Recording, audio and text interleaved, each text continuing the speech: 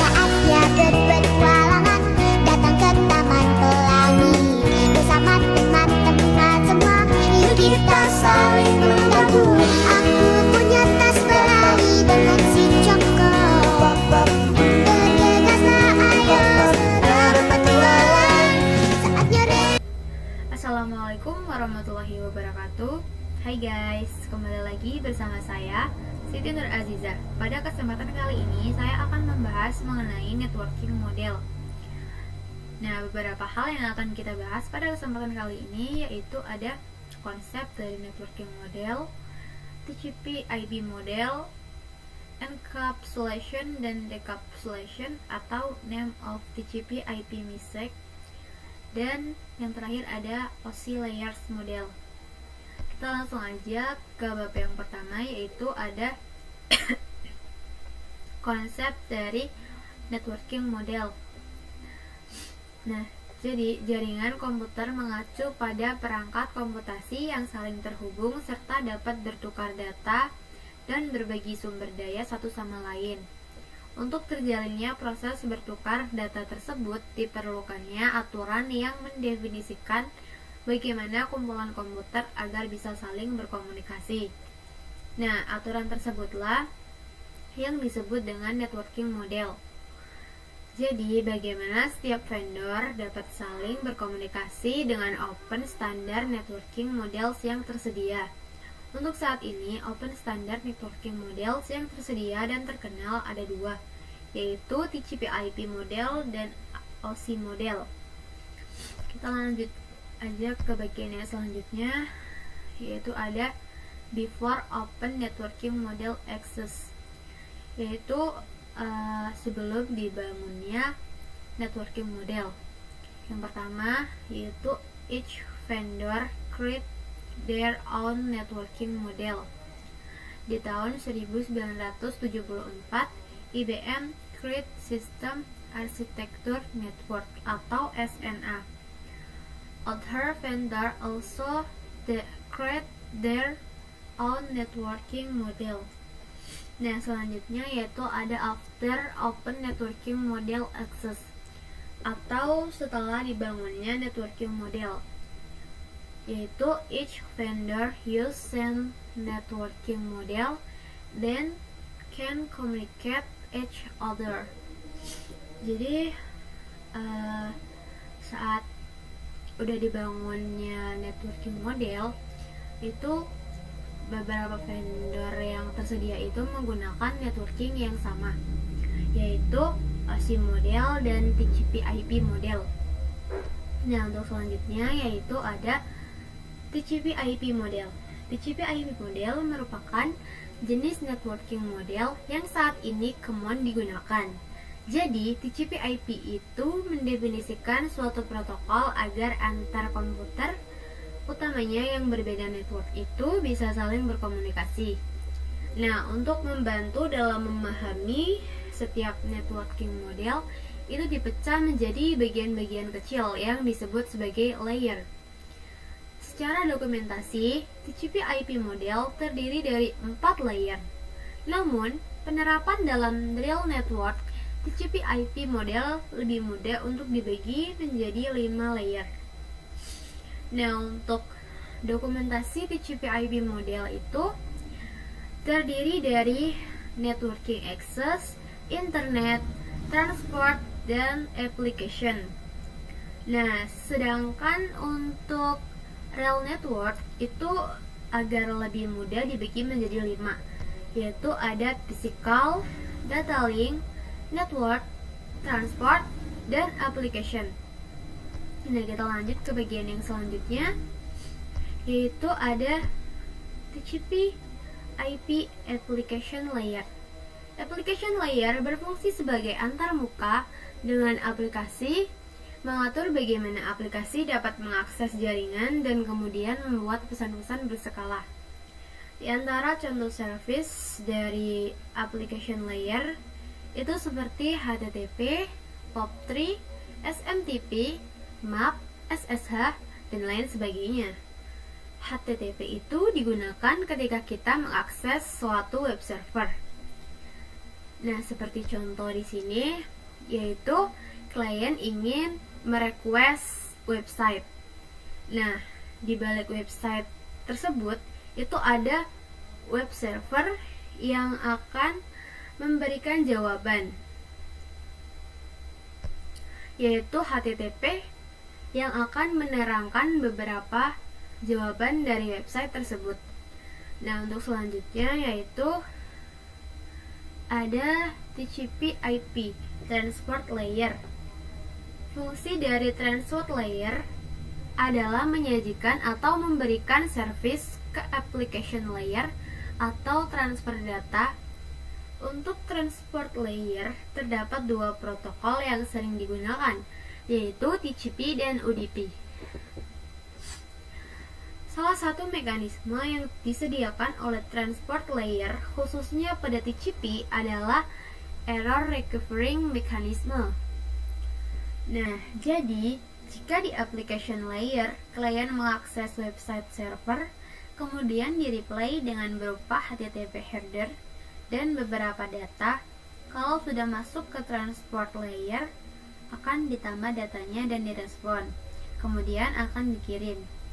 Dan jika requestnya hilang, klien dapat merequest kembali, karena TCP mempunyai mekanisme sendiri yaitu error recovering. Tetapi berbeda dengan UDP. Jika terjadi error ataupun tidak ada hasilnya, UDP tidak akan peduli.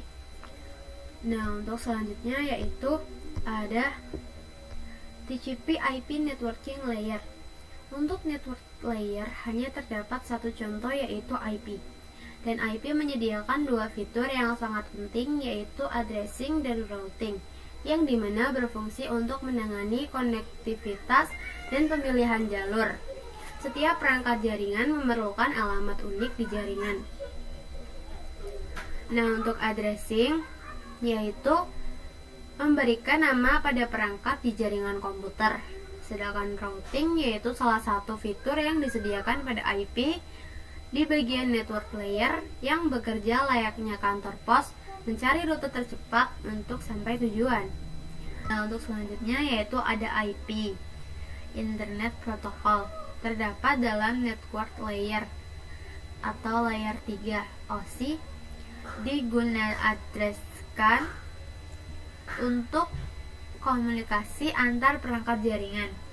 Terdapat dua jenis IP address. Yang pertama yaitu ada IPv4.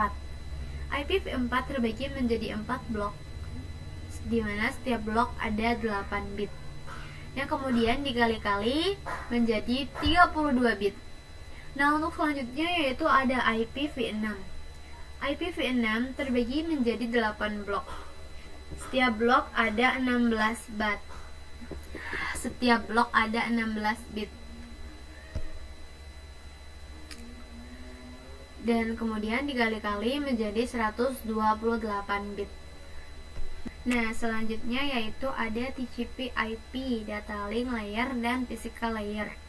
Data Link Layer mendefinisikan protokol yang dibutuhkan pada Physical Layer. Salah satu fitur pada Data Link Layer ialah FCS atau Frame Check Sequence, yaitu Error Detection Mechanism, atau hanya mendeteksi error tanpa recovery. Addressing yang digunakan pada data link layer adalah match address. Physical layer mendefinisikan kabling pada suatu jaringan komputer atau mendefinisikan secara fisik apa yang digunakan untuk menghubungkan antar device. Nah, untuk selanjutnya yaitu ada encapsulation dan decapsulation. Encapsulation itu proses membungkus data dengan header pada data di setiap layernya. Adapun decapsulation maka itu sebaliknya.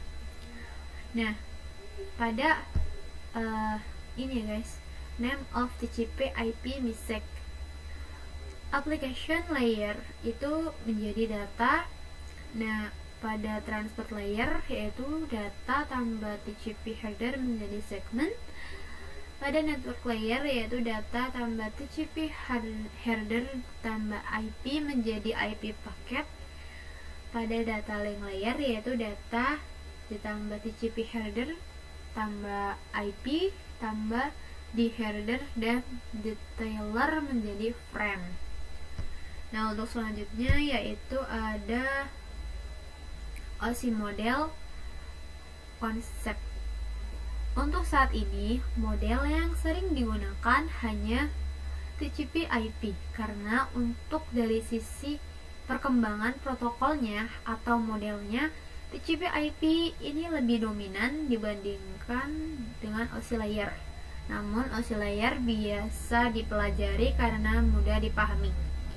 Sebelum networking model ada, setiap vendor membuat atau memiliki networking modelnya masing-masing. Karena setiap vendor memiliki networking model yang berbeda-beda, maka komunikasi antar vendor sulit dilakukan. Jadi, usaha untuk membangun suatu jaringan komputer sangat besar ya guys. Banyaknya vendor tadi itu, bagaimana upaya agar tetap bisa berkomunikasi dengan baik antar vendor satu dengan vendor yang lainnya. Oleh karena itu, dibuat sebuah model atau sebuah standar atau spesifikasi minimum oleh ISO, yaitu International Organizing for Standardization pada tahun 1984, yaitu dengan nama OSI atau Open System Interconnection, atau bisa juga disebut OSI 7 Layer Model. Nah, untuk selanjutnya yaitu ada OSI model layer. Terdapat 7 lapisan layer pada model OSI. Yang pertama ada application layer, yang kedua ada presentation layer, yang ketiga ada session layer, yang keempat ada transport layer, yang kelima ada network layer, yang keenam ada data link layer, dan yang ketujuh ada physical layer. Nah, untuk perbedaan OSI model dan TCP IP model yaitu pada bagian application di TCP IP model itu application, presentation, dan session itu dijadikan menjadi satu pada bagian application, dan nama-nama ditransport menjadi segmen, network menjadi IP packet, data link menjadi frame, dan physical menjadi bit. Nah, untuk selanjutnya yaitu ada lower layer berkaitan dengan user interface, data formatting, dan communication session, yaitu pada bagian application layer, presentation layer, session layer, dan transport layer. Nah, untuk selanjutnya yaitu ada upper layer, yaitu berkaitan dengan bagaimana data itu mengalir. Ini terdapat pada bagian network layer, data link layer, physical layer. Nah,